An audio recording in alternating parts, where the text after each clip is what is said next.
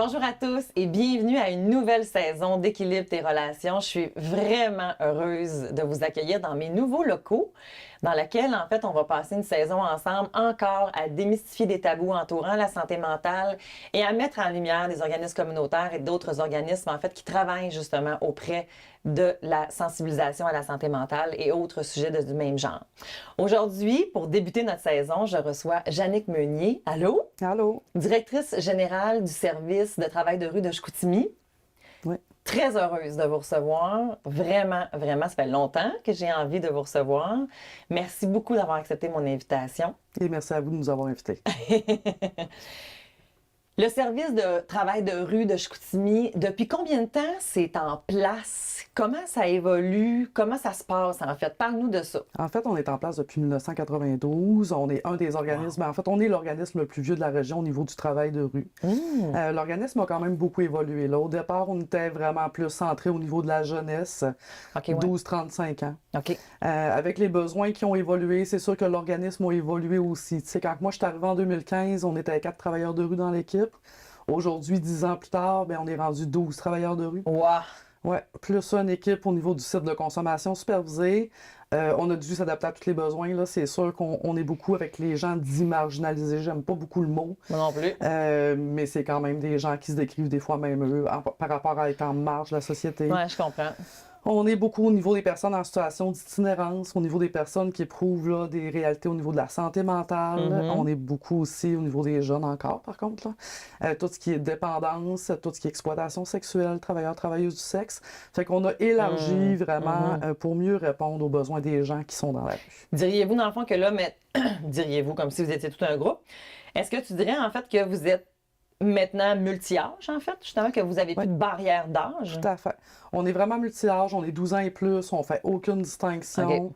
On est présent pour tous les gens de la population, hein, pour peu importe qui tu es. Tu as un besoin, tu as quelque chose ici et maintenant, tu sais pas à quelle porte cogner, ou tu fais moins confiance au réseau de la santé régulier, tu peux commencer par venir nous voir. Ah, c'est vraiment intéressant, ça. OK. Fait que vous pouvez faire de l'accompagnement vers le réseau si, par exemple, j'avais une méfiance quelconque, par exemple. Une méfiance ou besoin des fois que les choses soient mieux vulgarisées. Moi, je comprends. On a des gens qui viennent nous voir. Les demandes au travail de rue, ça peut être vraiment varié. Là. C'est vraiment, ça peut être n'importe quoi. Est-ce que vous accompagnez aussi les proches des gens ça nous arrive, qui ont choisi ou non d'être dans la marge? Ça nous arrive. C'est sûr qu'on a des demandes, des fois, plus d'informations. Les gens viennent nous voir, veulent comprendre, veulent un conseil. Ça arrive qu'on a des parents, frères, sœurs. Oui, c'est ça, je pense. Qui vont nous appeler pour nous demander, tu sais, moi, telle personne dans ma famille est en situation d'itinérance, qu'est-ce que je peux faire? Absolument. J'ai une personne qui peut nous appeler pour nous dire, tu sais, ma sœur éprouve présentement une réalité au niveau de la santé mentale. Je suis pas super à l'aise. Qu'est-ce que je peux faire? Au niveau de la dépendance, même chose. Mon fils consomme. C'est quoi les meilleures façons de faire? Puis, tu sais, c'est sûr qu'on regarde avec eux toujours, mais c'est quoi leurs limites? C'est quoi leurs besoins? Puis nous, on va s'adapter pour essayer de répondre. On est des intervenants pivots, là, c'est comme ça que je nous décris, dans le sens qu'on est là pour recevoir les gens, mais notre travail à nous, c'est de les amener vers les bonnes ressources, de les amener vers les bons professionnels. On est des généralistes, fait qu'on connaît plein de choses, mais pas spécifiquement. Je comprends. Fait que, notre job, c'est vraiment d'accueillir, on est vraiment en lien avec tout ce qui est communautaire, tout ce qui est institutionnel. Absolument. Puis d'être capable de faire des ponts, des réseaux, puis de répondre aux besoins des gens. Est-ce que vous pouvez accompagner aussi des fois les gens dans des rendez-vous médicaux, par exemple? Je pense à une personne justement qui aura un diagnostic de santé mentale, il n'est plus en hospitalisation, mais en situation d'itinérance, il y a un rendez-vous chez son psychiatre, vous pourriez l'accompagner. Est-ce que c'est quelque chose qui est possible, ça? Tout à fait. Il faut faire la distinction dans, on fait pas de transport, on n'est pas une compagnie de taxi, on fait pas des lifts. Je comprends. Il faut qu'il y ait un objectif. Mais on se rejoint chez ton psychiatre. On peut l'amener avec nous, mais il faut qu'on ait un objectif dans l'accompagnement qu'on fait présentement. C'est que on ne veut pas être utilisé comme un moyen de transport, de déplacement d'une place à l'autre parce qu'on ne serait pas capable de toute manière de répondre à la demande. Mais s'il y a un objectif. Je ne vais pas aller faire ton épicerie pour faire ton épicerie parce que ça te prend un char. Non, c'est ça. Mais je vais aller faire ton épicerie par contre pour regarder avec toi les choix que tu pourrais faire, qu'est-ce que tu pourrais acheter. Au niveau budgétaire, travailler avec la personne sur quel aliment que tu peux prendre au lieu d'un autre pour cuisiner telle chose. Ça, on peut le faire. Ça me fait penser quand j'étais au SIV, en fait, le service intensif variable en fait en CLSC, c'était un peu la même chose aussi. On accompagnait les gens justement à la sortie de leur hospitalisation, souvent pour remettre en fait dans un état plus autonome, là, en fait, si on veut les aider dans l'autonomie. Votre objectif, par contre, à vous, est-ce que c'est de rendre les gens à ce qu'ils reviennent dans un cadre, comment dire, fonctionnel, je sais pas comment dire ça, mais où c'est pas l'objectif. En fait, on part pas de nos objectifs. On part de l'objectif de la personne. OK. On parle beaucoup de respect du rythme, respecter la Ouais. personne dans ce qu'elle veut. C'est sûr que nous, tu sais, comme organisme, on est un organisme de base là, de prévention, de sensibilisation. Ouais. D'intervention auprès des gens, mais on ne part pas de ce que nous, on observe ou de nos besoins. OK. Ce qu'on demande à la personne, c'est qu'est-ce que toi, tu veux. Toi, tu es rendu où? C'est quoi tes Ouais. choix? Ouais. Puis on l'accompagne dans ses choix pour qu'il y ait le moins de conséquences possible par rapport à ceux-là. Là. Ça fait que si on parle... Il n'y a pas d'agenda caché, là, genre que mon objectif Non. au final, c'est qu'ils se trouvent une job. Non. Non, on n'est pas là. Non, puis notre relation avec eux, c'est toujours des relations égalitaires, des relations de confiance, on est Absolument. transparent, ça fait que tu sais, on leur Absolument. nomme réellement. L'objectif premier d'un travailleur de rue, là, c'est de créer des liens. Il faut qu'on crée des liens avec les Ouais, personnes. c'est ça. Ça fait que si on commence à avoir un agenda caché, comme tu Marche dis, c'est ça ne fonctionnera pas. La personne C'est ne sûr. nous fera pas confiance. Tout à fait. Ça fait que nous, ce qu'on leur dit, c'est toi, c'est ça que tu veux travailler, mais je vais essayer de t'accompagner là-dedans. Par contre, si on voit qu'il y a des choix qui n'ont pas d'allure ou que la personne a un bon lien, puis qu'on peut l'amener vers, puis aller plus loin, puis lui donner des informations pour qu'elle réfléchisse à autre chose, c'est sûr qu'on va le faire. Quand on parle du site de consommation supervisée, Ouais, moi aussi, c'est à ça que je pensais. c'est un exemple, on n'encourage pas la consommation. Les travailleurs de rue, on n'est pas là du tout pour encourager la consommation, mais on respecte le fait que la personne présentement fait le choix de consommer. Absolument. On va lui faire prendre en fait, ce qu'on veut, c'est qu'elle consomme à moindre risque. là. Exact, de façon sécuritaire. En fait, ça n'existe pas. C'est pour ça que je fais attention, parce que je comprends. Ouais, une consommation, c'est jamais sécuritaire. Tu as tout à fait raison. Par contre, ce qu'on veut, c'est qu'il y ait moins de risques par rapport Tout à à la fait. consommation de la personne. Ouais. Ça fait qu'on l'encourage quand même à venir chez nous, à ne pas consommer ça, à faire Ouais. vérifier sa substance. Ouais.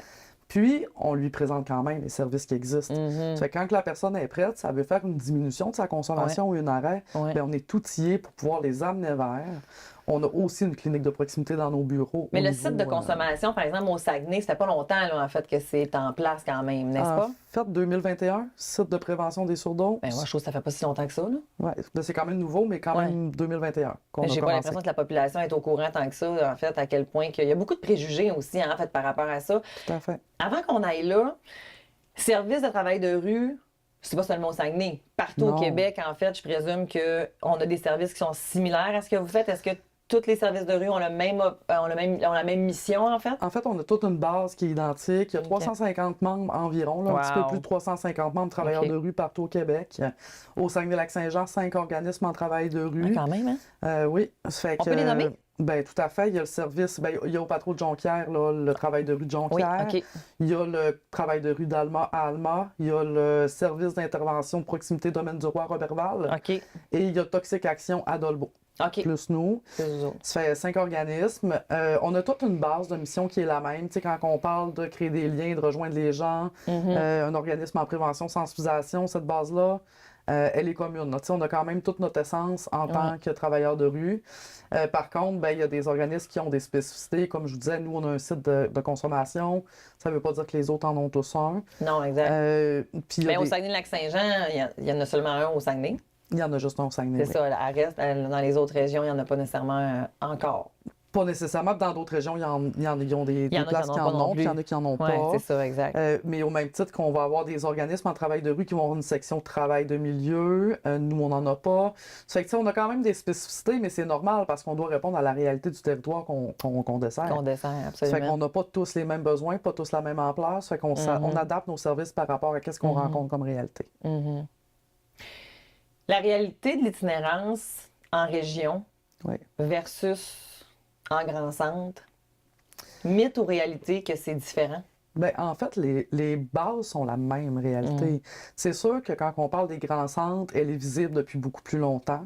Ouais. Parfois même que je dirais qu'elle est visible, mais ben, j'aime pas le mot banalisé, mais ça fait tellement partie du décor que les réactions sont pas les mêmes qu'en région. Ils sont complètement ignorés, en fait, parfois. Ben, parfois, oui, c'est en plein ça. Nous, ici, en région, c'est sûr que les gens sont pas ignorés. Le fait qu'on a une hausse de l'itinérance visible, parce que ça fait longtemps que le travail de rue, on dit qu'on a beaucoup d'itinérance au niveau de notre secteur, Ouais. mais le fait qu'elle a comme explosé au niveau de la visibilité dans les dernières années, Comment on explique ça, en fait, qu'elle a explosé à travers les années? On peut pas tout mettre sur le dos de la COVID, là. non, mais tu sais, je pense que c'est multifactoriel. En fait, là, quand on regarde juste au niveau de Chicoutimi, puis je vais rester sur mon secteur, là, mais on a beaucoup moins de logements diversifiés.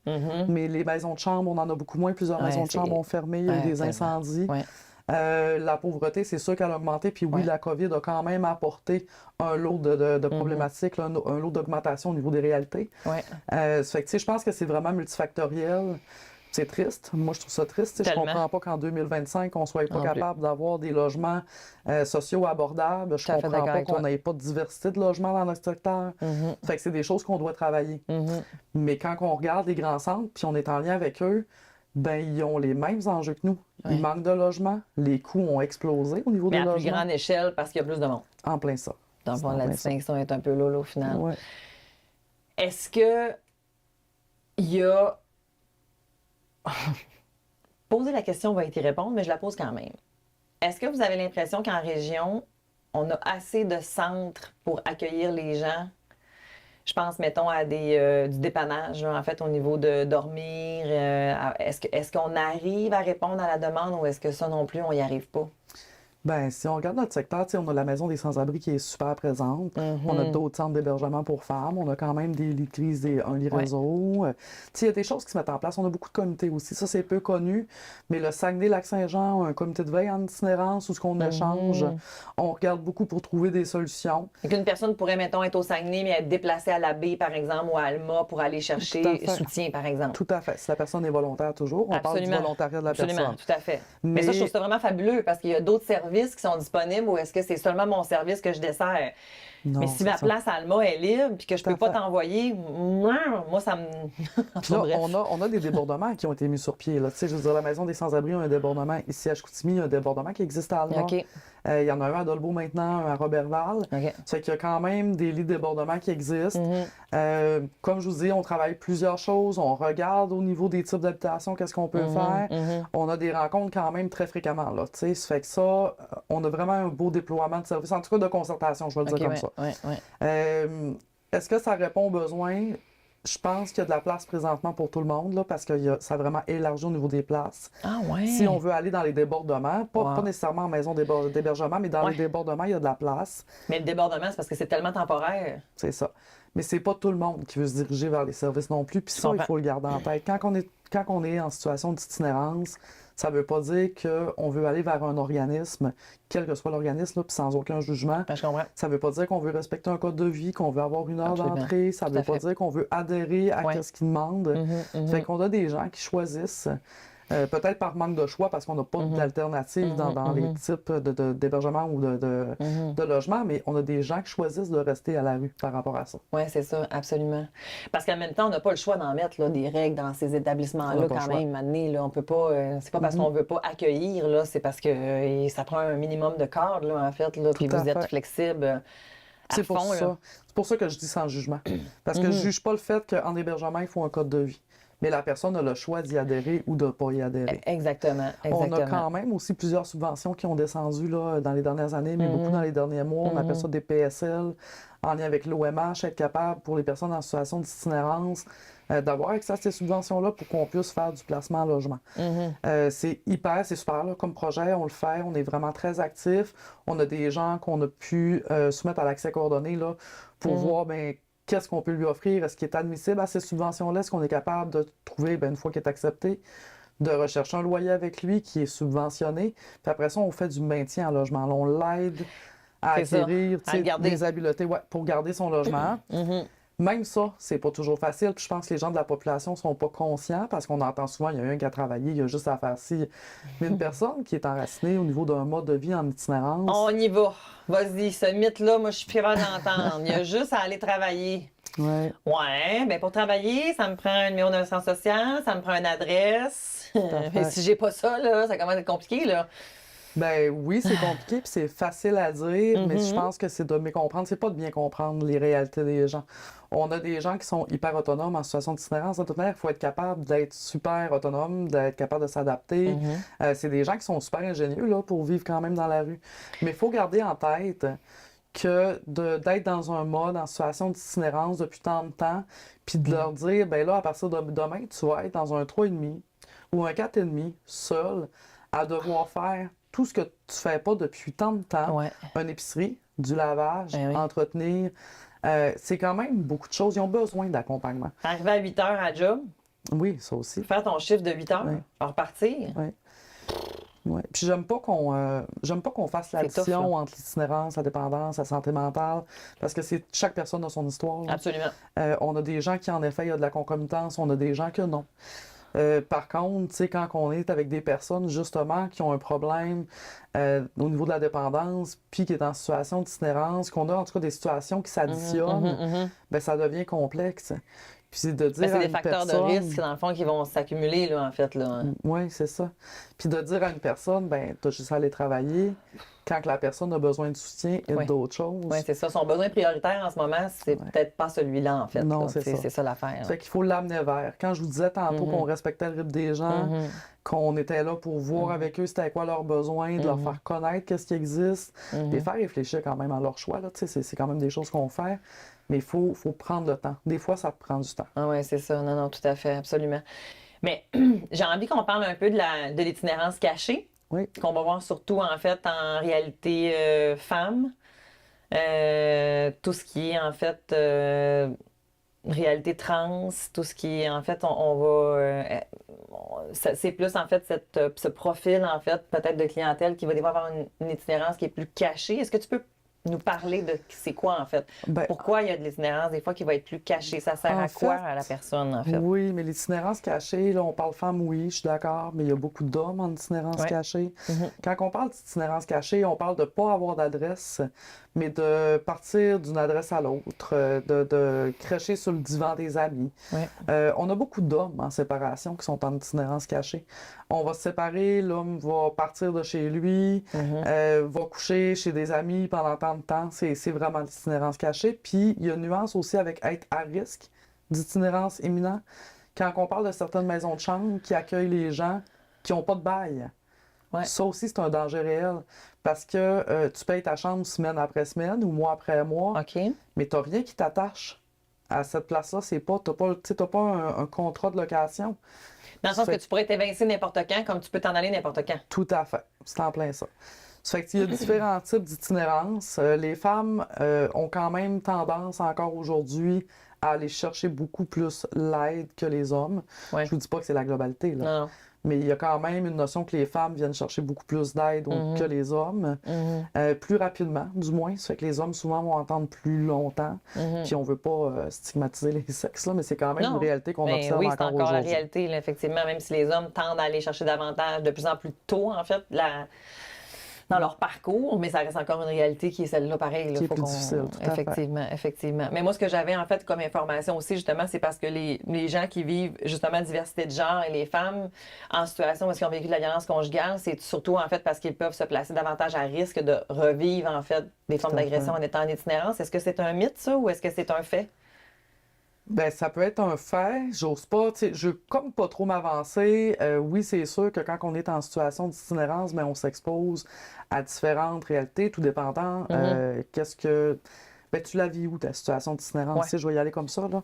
C'est sûr que quand on parle de crècher chez des amis, des personnes de confiance, versus quand on est dans un campement, Ouais. ben, les risques ne sont pas les mêmes. Tout C'est à pour ça fait. que je fais comme Je attention comprends à... ce que tu dis. Je veux pas qu'on catégorise t'es en situation d'itinérance, t'es automatiquement à risque d'agression ou autre, mais oui, c'est vrai que dans certaines situations, en effet, on a des gens qui sont plus à risque que d'autres. Ça, c'est sûr, Mais ça. être plus vulnérable, en fait, là, c'est Tout à ça, fait. tout à fait. Absolument, absolument. Ou quelqu'un, pareil, qui a de la consommation, qui va peut-être aller vers justement les formes de.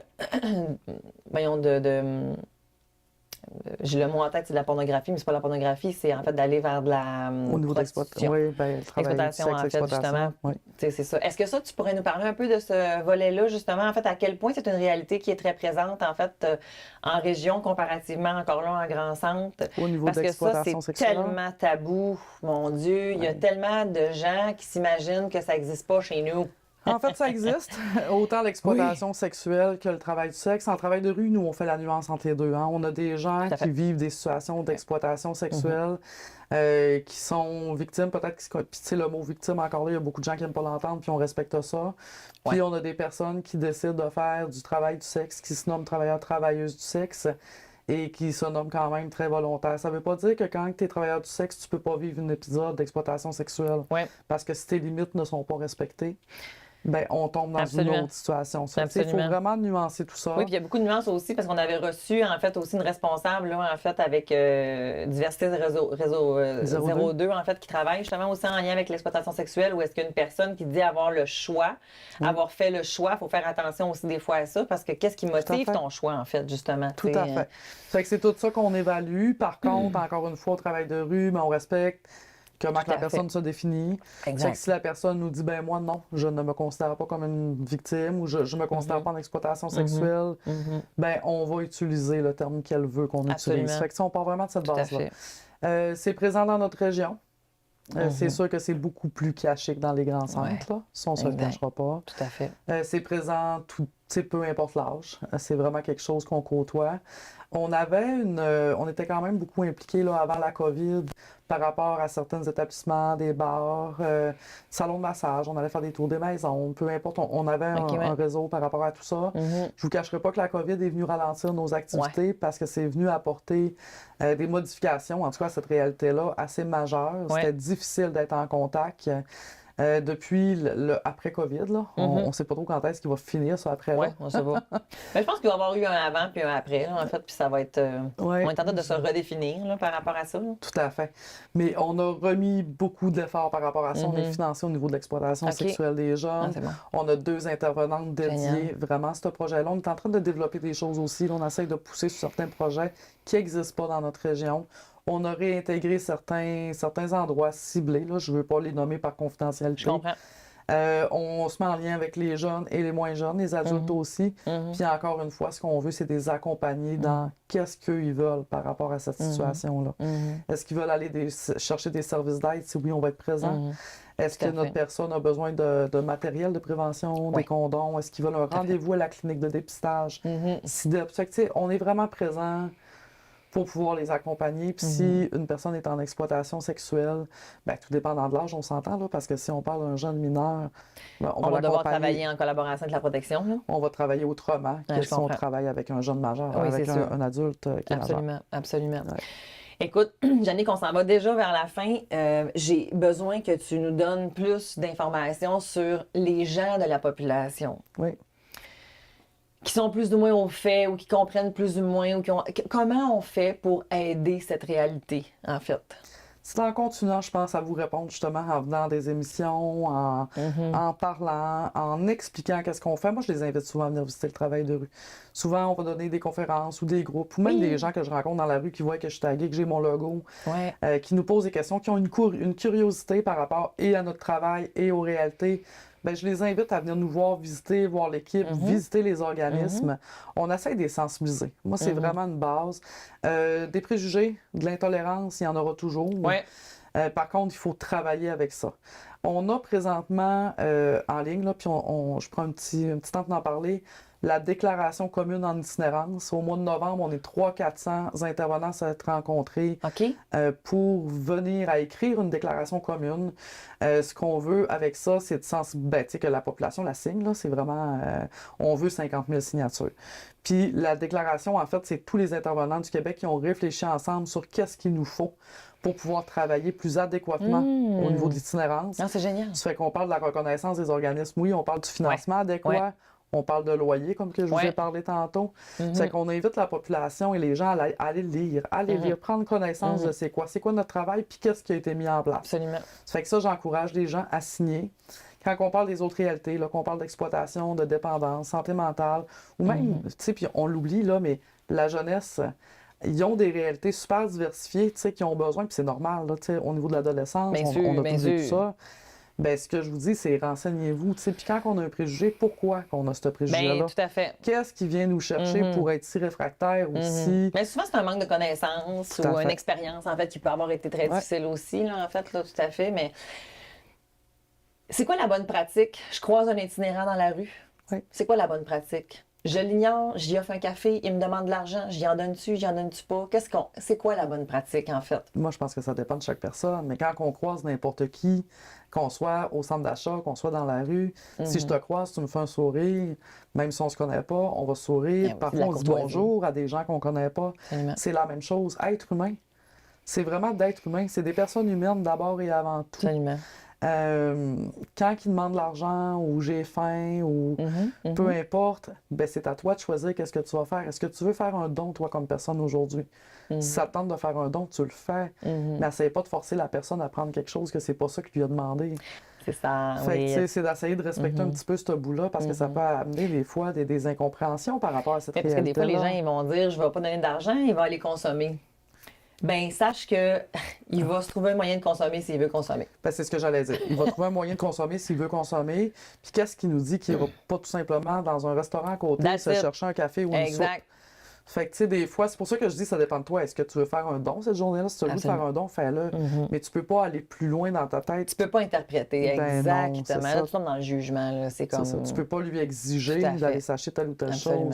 chose. J'ai connu un homme, un moment donné, qui me disait que lui, ce qu'il faisait parfois, c'est qu'il allait dîner avec une personne. Tu sais, mettons une personne qui quête dans une place au centre-ville, ben, qui va lui dire, ben écoute, j'ai pas d'argent, mais par contre, moi, si tu t'es à l'aise, je t'invite à dîner, tu sais. Et c'est ça que je fais moi des fois. Il était à l'aise. Je lui demande qu'est-ce qu'il veut. Puis je dis, ben, je prendrai un café. Ben parfait, viens, on va aller chercher un café. Fait que, On tu sais, jase. ça dépend vraiment de ta limite à toi, qu'est-ce que toi Tout à tu veux fait. dire, puis qu'est-ce que tu veux Je faire. Mais de comprends. pas oublier qu'ils ont besoin de chaleur humaine comme tout le Juste monde. un sourire, un Oui. bonjour. Tu peux dire C'est ça. bonjour sans nécessairement donner de l'argent. C'est comme...